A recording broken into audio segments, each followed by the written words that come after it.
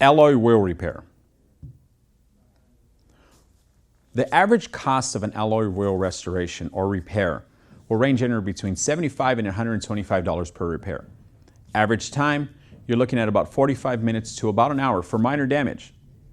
Now, your average material cost with a job like that, you're looking at about $20 to $25 to repair.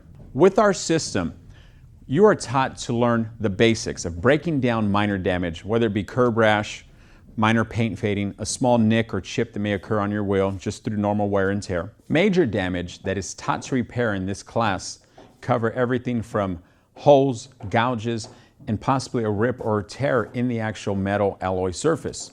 Now, these repair processes are taught and they are repaired as long as they do not affect the functionality of the wheel itself. All of our repairs are cosmetic repairs. Now, like with any other system you may add on to your business, it makes you more valuable to yourself and to your customer. We always say, the more you learn, the more you earn.